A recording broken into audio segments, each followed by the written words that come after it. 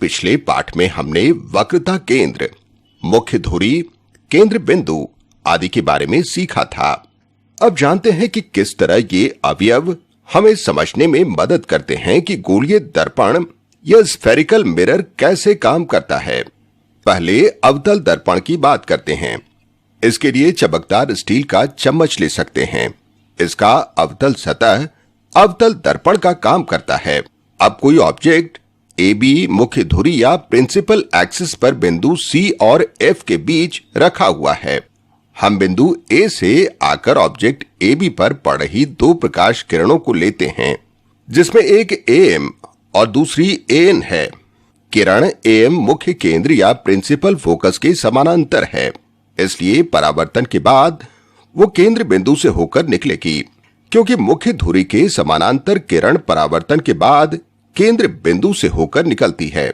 इन छोटी छोटी बातों को याद रखना बेहद जरूरी है। किरण एन बिंदु सी की दिशा में चल रही है, जो वक्रता केंद्र है, यानी ये दर्पण के अभिलंब या परपेंडिकुलर है।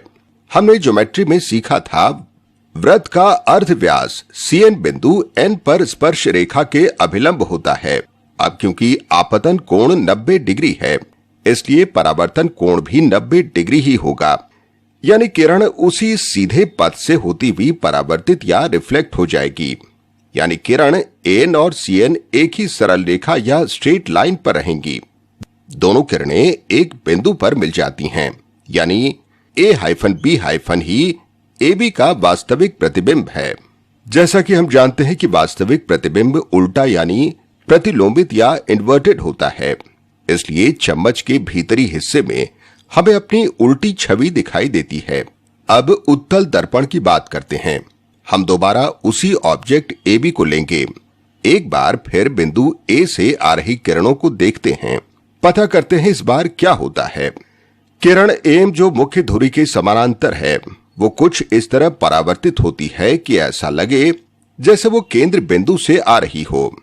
हम जानते हैं उत्तल दर्पण का केंद्र बिंदु एक आभासी बिंदु होता है, इसलिए ये किरण बिंदु F से नहीं पास होगी। सिर्फ ऐसा लगेगा कि आभासी बिंदु F से निकलकर आ रही है।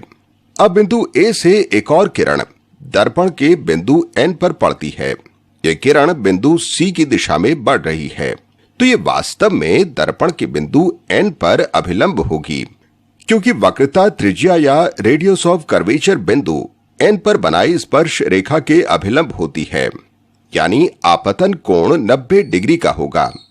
इसलिए परावर्तन कोण भी 90 डिग्री का ही होगा, यानी परावर्तित किरण एन के रास्ते ही परावर्तित होगी। एन और सीएन एक ही सरल रेखा पर रहेंगी। यदि हम परावर्तित हुई किरणों को पीछे की ओर बढ़ाएं, तो वो एक आभासी बिंदु A- पर मिलेंगी। ये प्रतिबिंब का बिंदु है। A-B- ऑब्जेक्ट AB का आभासी प्रतिबिंब है।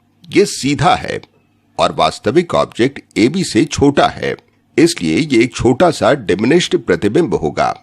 जब तक कोई वस्तु दर्पण के बहुत नजदीक उसके केंद्र बिंदु के आगे न रखी हो, अवतल दर्पण उसका उल्टा और वास्तविक प्रतिबिंब ही बनाता है।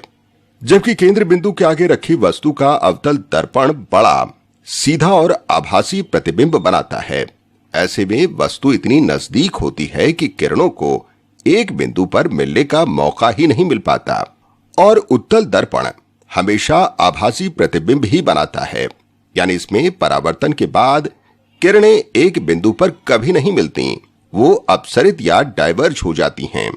इसलिए उत्तल दर्पण से हमें कभी वास्तविक प्रतिबिंब नहीं मिलता, सिर्फ आभासी प्रतिबिंब ही मिलता है। अभी के लिए इतना ही।